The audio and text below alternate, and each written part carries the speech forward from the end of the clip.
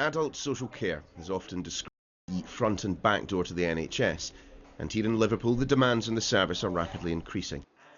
People are able to leave hospital so much more quickly than before, yet that doesn't necessarily mean they're ready to go home.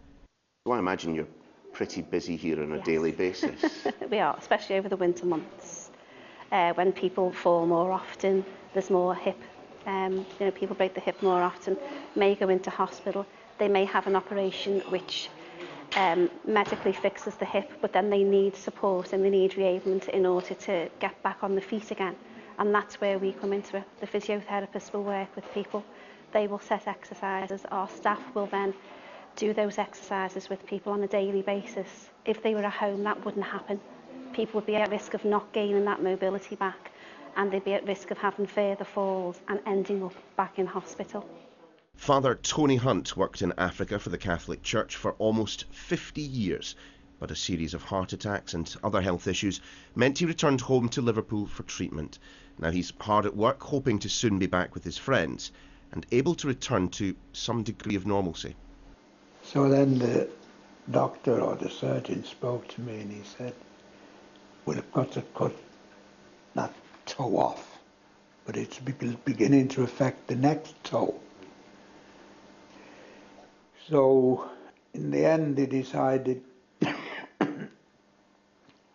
they'd probably have to cut maybe all the toes off, or it could still grow and it would go into the foot, and then it might still grow and come up to above the knee. So they said, we don't think you can take 3 major operations, because of we had been told wasn't to have any more general anaesthetics because of the weak heart. So they decided they had to cut it off here. So this was just about 2 weeks ago now. Ours is a rapidly ageing population, placing more strain on the budget, and the individual cost of these services rises inexorably. It's easy to be despondent about the future. Yet despite losing his leg, Father Tony remains positive, thanks in part to a little help from his friend. Fortunately, I've got my faith, I've got a great belief in God. And I actually said to the doctor, the surgeon who was talking about cutting the leg off, so I said, well, listen, don't worry, doctor. It's a win-win situation. I said, if you cut it off and it's successful and it helps me get better, well, you won, you see. I says, but if you try to cut it off and it fails,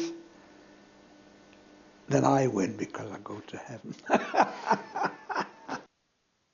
Yet despite their prayers, local authorities across the country have seen significant cuts to their budgets, which has had the effect of closer integration with the health service to avoid duplication of costs, but serves to remind that while the NHS has its funding protected, councils are being asked to raise council tax to try and plug the gap. Liverpool says it will always protect the most vulnerable, but argue that means not everyone will continue to receive those services. Council tax is a highly regressive tax, so it raises more proportionate money from poorer people than, say, income tax does or corporation tax. And also, the areas of the country that have the greatest amount of social need, areas of ill health, lots of declining manufacturing industries, for example, areas like Liverpool or big northern cities, they have very low property prices, they have very low capacity to raise council tax, whereas if you took the same properties down to Surrey, their values would be much greater. You would raise from the same percentage increase a lot more money in the wealthier areas. So council tax raises the biggest amount of money in the area of least need.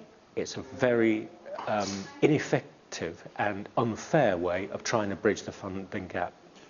So, what's in a name? The Secretary of State for Health and Social Care would presumably insist that the change to his job description represents something far more substantial than a pressing need for a new brass plaque outside his Whitehall office.